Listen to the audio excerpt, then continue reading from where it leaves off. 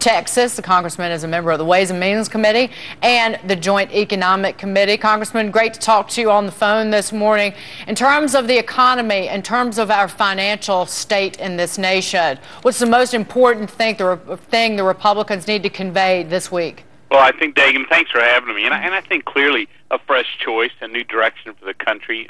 Tomorrow, likely, America will pass the $16 trillion debt, and not only is that dragging down the economy, but this president now has the worst economic recovery in 70 years. And my prediction is that on Election Day, there will be fewer Americans working than when President Obama took office. He'll actually have taken the country backward on the number one issue, which is the economy. So I think Governor Romney and Paul Ryan have the chance to talk about and preview a completely different, fresh direction for the country, and I think voters are hungry for that.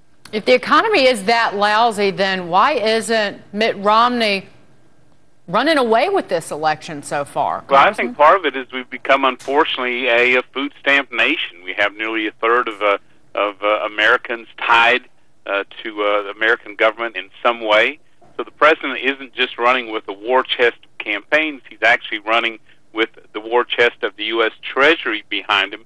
And when you have that many people dependent upon a government, you know, it's an uphill battle for any candidate. In fact, I'm pleasantly surprised we're exactly where we're at this point in the election. At the end of the day, I think Governor Romney and Paul Ryan have the right ideas. They certainly have the competence to change the direction of the country. And again, I think this is what's going to happen in November. But Americans, you mentioned the food stamp program, and it is up in terms of the total dollar amount of it, 70% in roughly the last 5 years. However, when you talk about people being tied to the federal government, it's through, in many cases, Social Security and Medicare. And once people start getting these entitlements, they do not want to give them up, and they don't even want to discuss changing them for future generations. So how do you make that argument?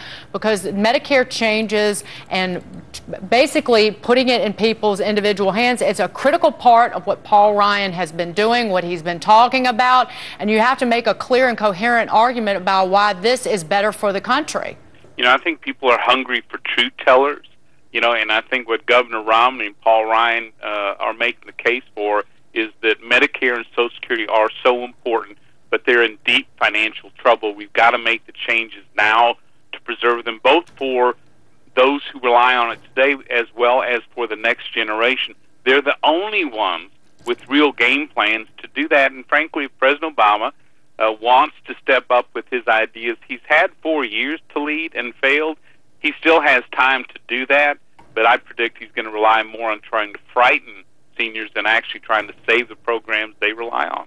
The debt clock, is that enough, though, in terms of the financial straits this country is in?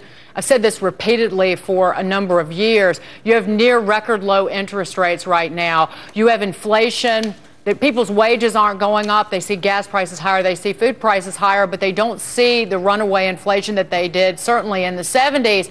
So you have to figure out a way, the Republicans do, to drive home the fact that this cliff is coming, that we are in financial trouble, when right here, right now, people might not be feeling that in terms of our mushrooming debt. You know, low interest rates are not only a function of what the Fed's been doing, but they're a function of a very weak economic recovery as well, and people are starting to feel those core prices in their pocketbook.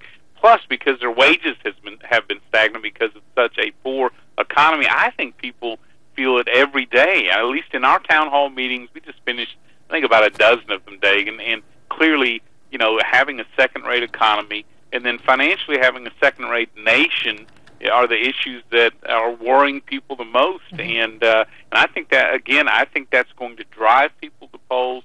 They just want a different direction for America. Quickly, are you there at the convention?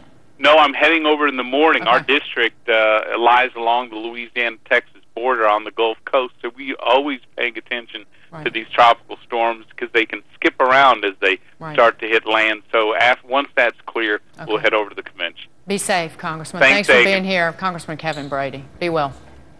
And now some of the news stories making headlines this morning. U.S. military